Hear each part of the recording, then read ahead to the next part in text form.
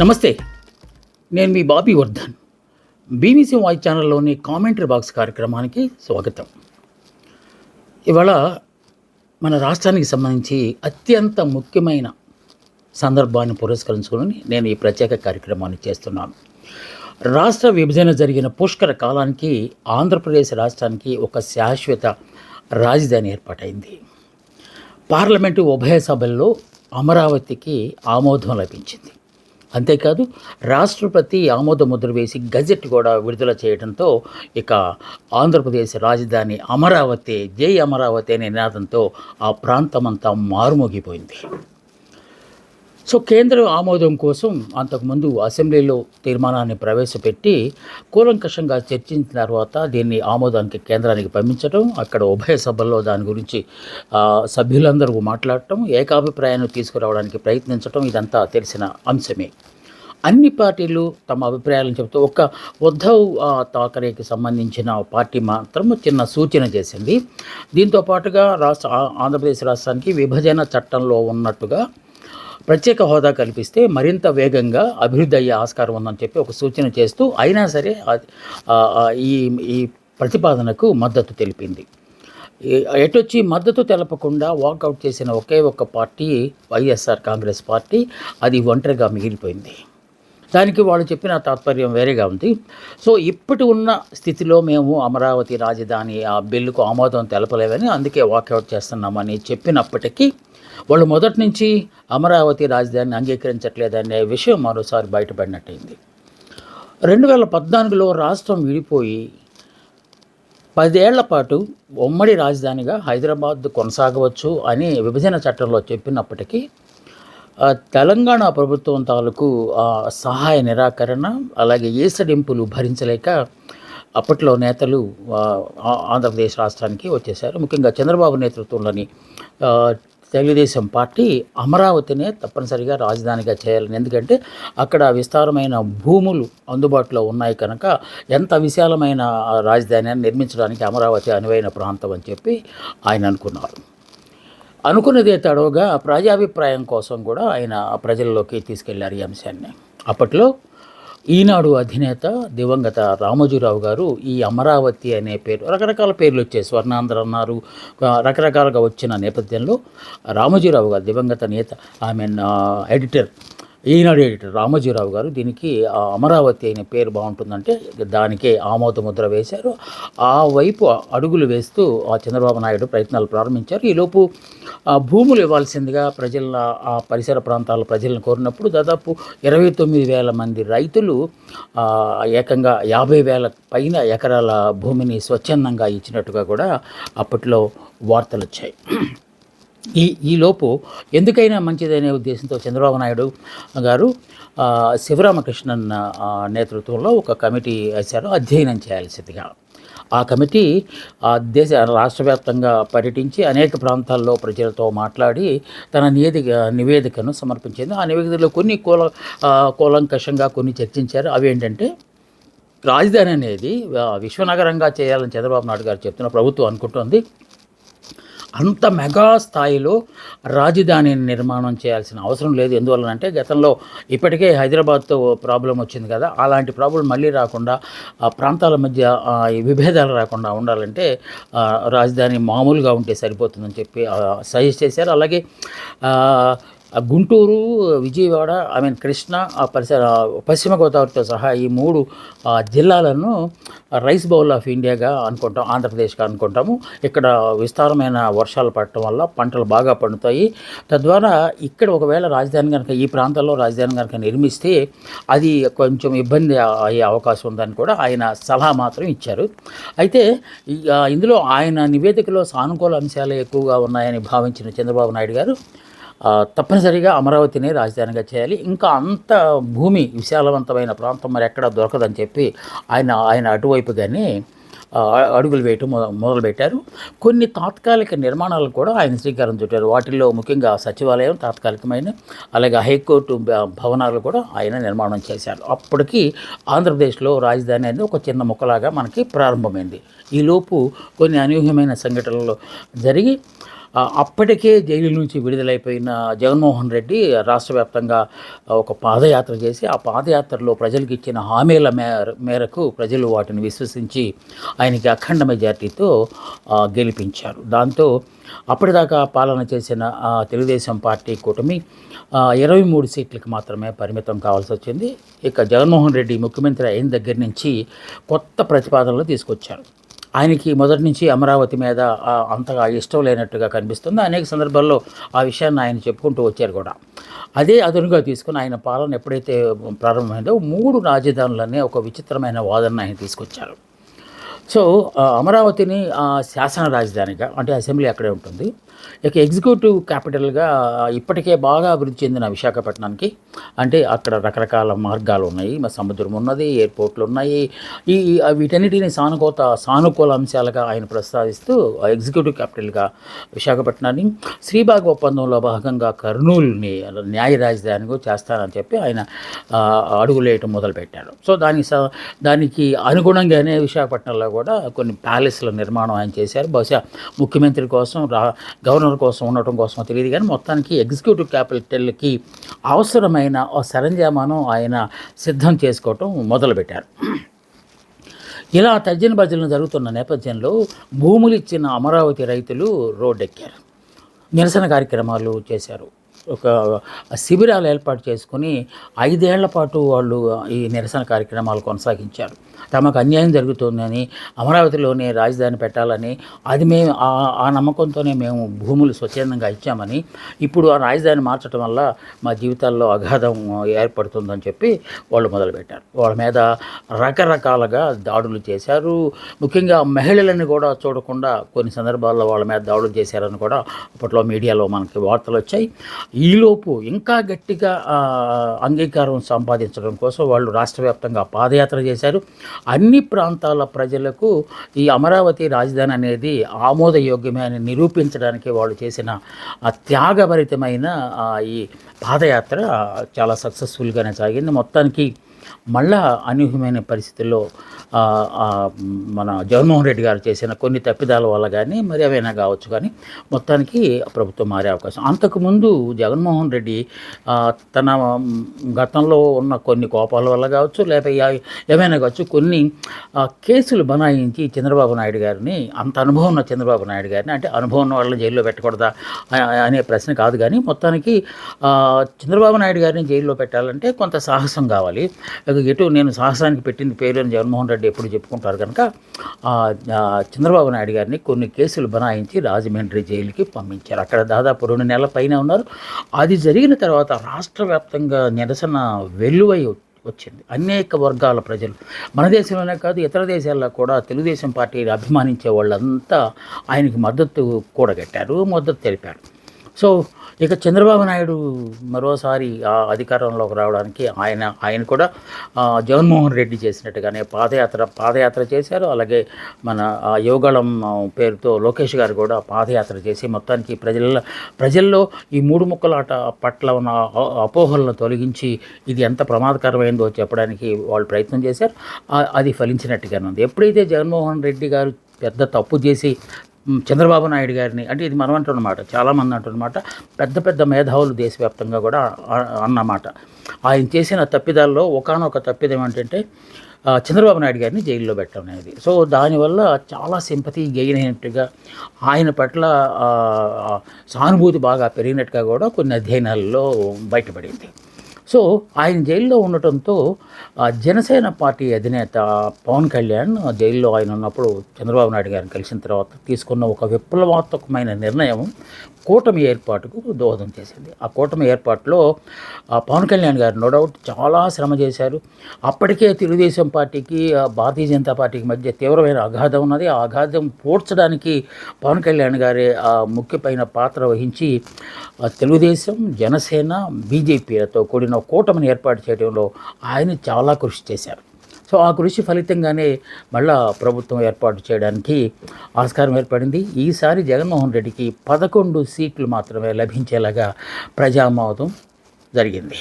So దీంతో ఈ కూటమి ఏర్పాటుకి ఈ విజయం సాధించడానికి ప్రధాన కారకులైన పవన్ కళ్యాణ్ గారికి డిప్యూటీ సీఎం పదవి ఇచ్చి, గతంలో ఉన్నా లేకున్నా ఈసారి మాత్రం డిప్యూటీ సీఎం అనే పదవి ఒక్కటి మాత్రమే ఉండాలి. గతంలో జగన్మోహన్ రెడ్డి గారి పాలనలో ముగ్గురు ఉండేవాళ్ళు, అలా కాకుండా ఒక్కళ్ళైన కండిషన్తో ఆయనకిచ్చి సముచితమైన రీతిలో ఆయన్ని గౌరవించారు. ఆయనకి కీలకమైన మంత్రిత్వ శాఖలను కూడా ఇచ్చి తన కృతజ్ఞతను తెలియజేసుకున్నారు చంద్రబాబు నాయుడు గారు. తరచూ పవన్ కళ్యాణ్ గారు చేస్తున్న మాట అంటే ఇదే ఉత్సాహం, ఇదే ఒరవడి, ఇంకా 15 సంవత్సరాలు, ఇంకా 3 టర్ములు కూటమి పాలనే వస్తుంది, అప్పుడు రాష్ట్రం సస్యశ్యామలంగా తయారవుతుందని ఆయన పదే పదే చెప్పుకుంటూ వస్తున్నారు. ఆ ఆశలతోనే ముందుకి అడుగులు వేస్తున్నారు. ఇప్పుడు ఇంత జరుగుతున్న తర్వాత శాశ్వత రాజధాని కోసం ఒక పగడ్బందీ వ్యూహం కావాలి. భవిష్యత్తులో ఒకవేళ ఎవరైనా వచ్చినా కూడా ఏమాత్రం మార్పులు చేర్పులు చేయకుండా ఉండటం కోసం దీనికి ఒక పటిష్టమైన ప్రణాళిక రూపొందించాలనే వ్యూహంతో అసెంబ్లీలో తీర్మానాన్ని ప్రవేశపెట్టి ఆ తీర్మానాన్ని మళ్ళీ అక్కడికి పంపించి పార్లమెంట్లో కూడా ఉభయ సభలో కూడా దీనికి ఆమోదం సంపాదించడంలో చంద్రబాబు నాయుడు గారి చాణక్య నీతి ఏంటో అక్కడ కనపడినట్టుగా కూడా చాలామంది భావిస్తున్న అంశం. ఇక రెండోసారి కూడా మళ్ళా భూసేకరణ, ఎందుకంటే మెగా స్థాయిలో దీన్ని కట్టబోతున్నారు. అంటే విశ్వనగరంగా దీన్ని కట్టబోతున్నారు. $1 ట్రిలియన్ డాలర్ల ఆర్థిక వ్యవస్థగా దీన్ని రూపొందించాలంటే తప్పనిసరిగా విశాలమైన ప్రాంతం కావాలనే ఉద్దేశంతో అది అంతర్జాతీయ గ్రీన్ఫీల్డ్ ఎయిర్పోర్ట్ కావచ్చు, లేకపోతే ఒక మెగా రైల్వే స్టేషన్ కావచ్చు, ఐకానిక్ టవర్స్ కావచ్చు, ఇంకా పరిశ్రమలు కావచ్చు, ప్రైవేట్ యూనివర్సిటీలు కావచ్చు, వీటన్నిటికీ చాలా భూములు కావాలి కనుక మరోసారి భూములు ఇవ్వాలని పిలుపునిస్తే ఒక 36,000 ఎకరాలను భూములు ఇవ్వడానికి స్వచ్ఛందంగా రైతులు ముందుకొచ్చారని చెప్పి మున్సిపల్ శాఖ మంత్రి నారాయణ గారు చెప్పడం కూడా ఈ విధంగా మనం ఈ సందర్భంగా మనం గుర్తుంచుకోవాల్సిన అంశం. ఎప్పుడైతే దీనికి రాజముద్ర పడిందో, రాష్ట్రపతి గజెట్ నోటిఫికేషన్ వచ్చిందో, ఇంకా రైతులు ఆనందానికి అవధులు లేకుండా పోయాయి. సో ఇంకొంతమంది కూడా ముందుకొచ్చి స్థలాలు ఇచ్చే, ఈ భూములు ఇచ్చే కార్యక్రమానికి శ్రీకారం చుట్టినట్టుగా కనిపిస్తోంది. ఇప్పుడు యుద్ధ ప్రాతిపదిక మీద అక్కడ పనులు కొనసాగుతున్నాయి. ఒక ప్రక్క ఐకానిక్ టవర్ ఆల్మోస్ట్ కంప్లీట్గా వస్తుంది. అలాగే క్వాంటమ్ వ్యాలీ అని చెప్తున్న క్వాంటమ్ కంప్యూటర్ల పరిశ్రమకు సంబంధించిన ఇవి జరుగుతున్నాయి, అన్నీ జరుగుతూనే ఉన్నాయి అక్కడ. ఈ నేపథ్యంలో వచ్చిన ఈ గజెట్ నోటిఫికేషన్ అనేది కూటమి నేతలకు కొండంత ధైర్యాన్ని ఇచ్చిందని చెప్పుకోవాలి. భవిష్యత్తులో ఎవరు మార్చలేని విధంగా దీన్ని మనం తీసుకొచ్చాము అని వాళ్ళు ఆనందం వ్యక్తం చేస్తున్న సందర్భాన్ని కూడా మనం చూస్తున్నాం. ఇప్పుడు ఒక ప్రక్క పార్లమెంటు ఉభయ సభలో చర్చ జరిగి వివిధ పార్టీలకు చెందిన నేతలు, రాజకీయ నేతలు తమ అభిప్రాయాలను చెప్పి ఏకాభిప్రాయానికి వస్తే ఒక్క వైఎస్ఆర్ కాంగ్రెస్ పార్టీ మాత్రం దీనికి మేము అంగీకరించలేదని చెప్పి వాకౌట్ చేయటం అనేది ఇప్పుడు రాష్ట్ర వ్యాప్తంగా పెద్ద చర్చగా కొనసాగుతుంది. దానికి తోడు మాజీ ముఖ్యమంత్రి ఎంత జరుగుతున్నా కూడా రాజధానికి సంబంధించి ఆంధ్రప్రదేశ్ రాష్ట్రానికి ఎన్నాళ్ళు రాజధాని లేదు, 12 సంవత్సరాల పాటు రాజధాని లేని రాష్ట్రంగా మనం అనాథలాగా బ్రతికాము.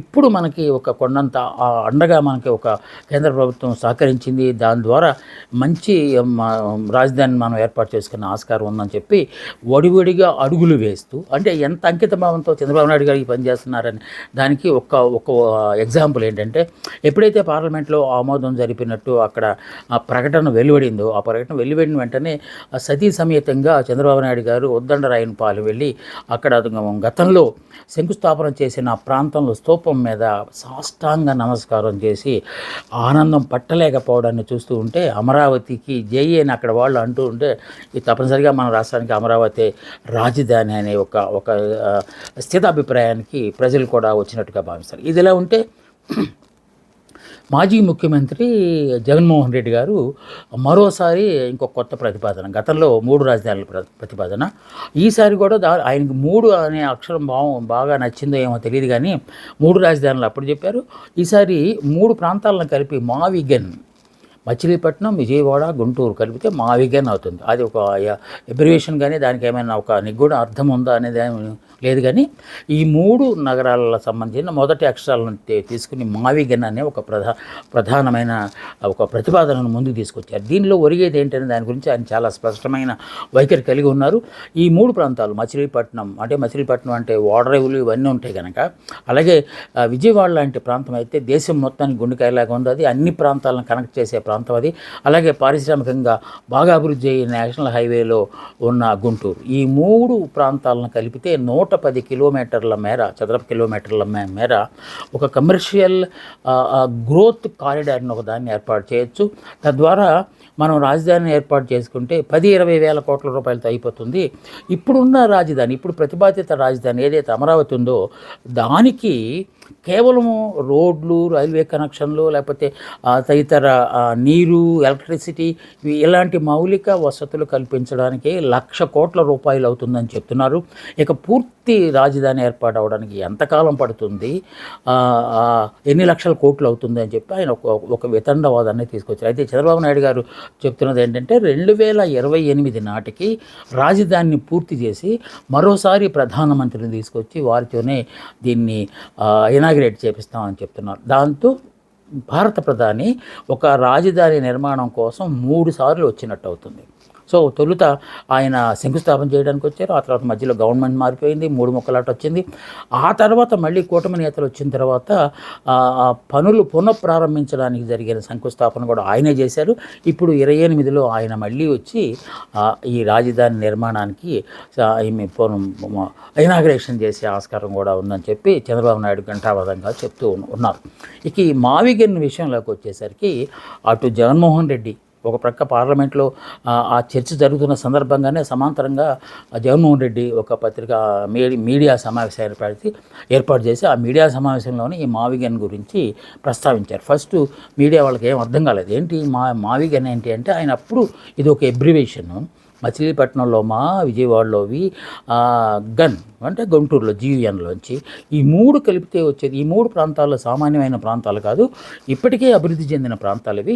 ఈ అభివృద్ధి చెందిన ప్రాంతాలకు మరికొంత ఊతం కనుక ఇస్తే ఇవి రాష్ట్రానికి గ్రోత్ కారిడార్ లాగా తయారవుతాయి.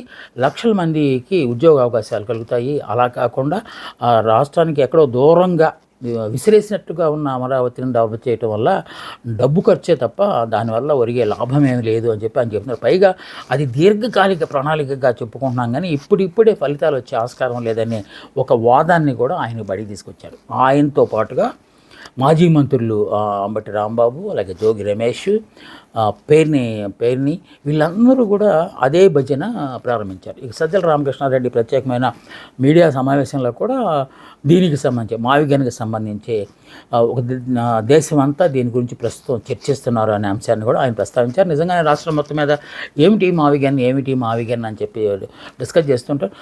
ఆంధ్రజ్యోతి పత్రిక ఒక అడుగు ముందుకు వేసి దాంట్లో చేసిన కొన్ని వ్యాఖ్యల పట్ల వైఎస్ఆర్ కాంగ్రెస్ పార్టీ సహజంగానే తీవ్రంగా స్పందించింది. ఆ ఆఫీస్ మీద దాడులు చేయడానికి కూడా హైదరాబాద్లో సమాయత్తమైనట్టుగా కూడా కనిపిస్తోంది.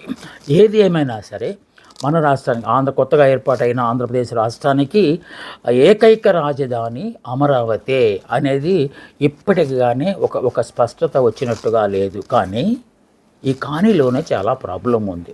కొన్ని రాజ్యాంగపరమైన ప్రశ్నలు ఇప్పటికీ మనం ఇప్పుడు సమాధానం వెతకాల్సిన పరిస్థితి. ఇది నేను చెప్తున్న ప్రశ్నలు కాదు, మామూలుగా కొంతమంది ఏమాత్రం విఘ్నత ఉన్న వాళ్ళకు కూడా డౌట్లు వచ్చే కార్యక్రమం. అసెంబ్లీలో తీర్మానం చేసినప్పుడు కేవలం శాసనసభలో మాత్రమే తీర్మానం చేసి ఎందుకు పంపించారు? ఇక్కడ శాసన మండలి కూడా ఉంది కదా, మండలిలో ఎందుకు దాని గురించి చర్చించలేదు? సో రాజ్యాంగంలోని ఆర్టికల్ 196 196 ప్రకారం ఏం చెబుతుంది అంటే, ఎక్కడైతే ఏ రాష్ట్రంలో అయితే శాసనసభ శాసన మండలి 2 సభలు ఉన్నాయో అలాంటి చోట తప్పనిసరిగా 2 సభల్లో తీర్మానం చేసి పంపాల్సిందే అని దాంట్లో ఒక షరతు కూడా ఉంది. దాన్ని విస్మరించడం అనేది రాజ్యాంగ వైలేషన్ కింద వస్తుందా? ఇది ఒక ప్రశ్న. దీనికే సమాధానంగా అక్కడ ఉభయ సభల్లో ఎగువ సభ దిగువ సభ అక్కడ ఉభయ సభల్లో చర్చించి తీర్మానాన్ని ఓకే చేసిన సందర్భంలో ఇక్కడ ఒక సభలో మాత్రమే ఎందుకు తీర్మానం చేశారు, ఎగువ సభకి ఎందుకు తీసుకెళ్ళలేదు? ఇది ఏమైనా భవిష్యత్తులో ఏమైనా మళ్ళా ఇబ్బంది కలిగే అంశం అవుతుందా అనే ప్రశ్న కూడా ఒక ప్రక్క సమాధానం చెప్పాల్సి ఉంది. అలాగే ఇంకొక ముఖ్యమైన అంశం ఏంటంటే భారత రాజ్యాంగాన్ని ఇప్పటికి 150-60 సార్లు సవరణ చేశారు. మళ్ళా వచ్చే వాళ్ళకు మూడు మారిపోతే ఏమన్నా సవరణ చేయడానికి ఏమన్నా ఆస్కారం లేదా? ఇప్పటిలాగానే ఇక్కడ కూడా తీర్మానం చేసి మళ్ళా ఉభయ సభల్లో ఒప్పించుకునే అంత మెజారిటీ ఉంటే అప్పుడు దానికి అది సాధ్యం అవుదా? ఏమన్నా శాశ్వతమైన ఒక ప్రాతిపదిక ఏమైనా ఉందా అని వితండవాదం చేసేవాళ్ళు కూడా కొంతమంది ఉన్నారు. సో ఈ ప్రశ్నలన్నీ లూప్ హోల్స్ లాగానే మనకు కనిపిస్తున్నాయి, ఏది రాజ్యాంగంలో కానీ న్యాయ వ్యవస్థలో కానీ. సో వీటికి ఇంకా పకడ్బందీగా ప్రణాళికల రూపకల్పన చేసి లోకేష్ గారు చెప్పినట్టు, లేకపోతే మన ముఖ్యమంత్రి చంద్రబాబు నాయుడు గారు చెప్పినట్టు అంగుళం కూడా ఎవరు కదిలించలేరు అని చెప్పడానికి ధీటుగా మరేదైనా ఒక ప్రణాళికాబద్ధమైన వ్యూహాన్ని పన్నవలసిన ఆస్కారం ఉంది. ఎందుకంటే అంటారు కదా, గుర్రము ఎగరను వచ్చని.